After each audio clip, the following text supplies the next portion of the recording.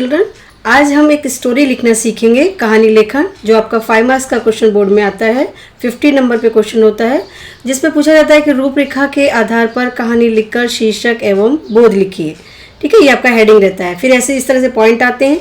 एक बकरी का बच्चा, नदी किनारे पानी पीना, एक भेड़िए का देखना, खाने की इच्छा, बोला तू पानी गंदा करता है, जवाब नहीं, पानी का बहाव तो मेरी ओर है, तूने पिछले साल गाली दी थी, तो मैं तो अभी 6 महीने का ही हूँ, पिछले साल कहाँ से गाली दे दी होगी, अच्छा तो तेरे बाप ने गाली दी, बच्चे को मार कर खा जाना, बोध और शीर्षक।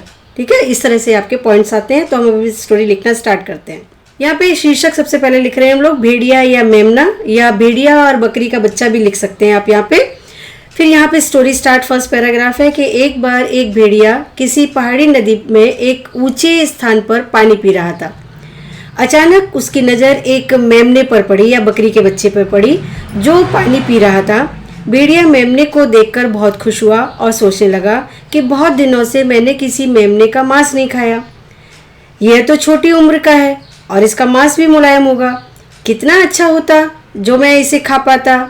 और अचानक वह भेड़िया चिल्लाने लगा, ओ गंदे जानवर, मेरा पीने का गंदा पानी क्यों कर रहे हो? मेरा जो पीने का पानी है उसको गंदा क्यों कर रहे हो तुम? ये क्वेश्चन मार्क लगाया हमने यहाँ पे। ऐसे इस तरह से उसने सवाल पूछा है कि ओ गंदे जानवर, मेरा पीने का पानी गंदा क्यों कर रहे हो? फिर है कि मेमना, सेकंड पैराग्राफ है कि मेमना उस विशाल भेड़िए को देखकर डर गया और उसके मुंह में पानी भर आया।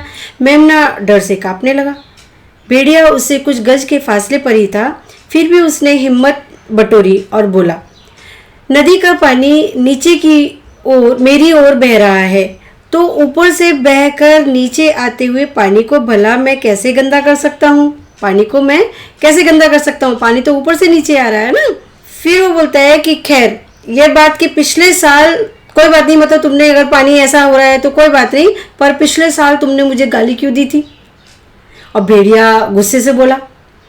मेमना घबरा गया और बोला, श्रीमान जी, भला ऐसा कैसे हो सकता है? मैं तो अभी 6 महीने का ही हूँ।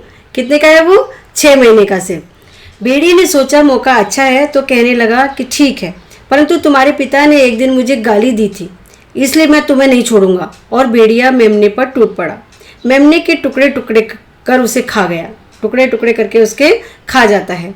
तो इस कहानी से हमें क्या सीख मिलती है कि बुरे या झगड़ालू प्रकार के लोग झगड़े का कोई ना कोई कारण खोज ही लेते हैं। जो बुरे और झगड़ालू लोग होते हैं उनको तो कोई ना कोई लड़ने का, झगड़ने का बहाना चाहिए होता है, बस उनको लड़ना होता है और किसी को नीचा दिखाना होता है। तो इसलिए इसका बोध है कि बुरे या झगड़ालू प्रकार के लोग झगड़े का कोई ना कोई कारण खोज ही लेते हैं। तो ये आपकी स्टोरी यहाँ पे इस तरह से बन जाती है। होप आप लोगों को ये स्टोरी अच्छे से समझ में आ गई होगी और आप एग्जाम में लिख पाओगे। Thank you.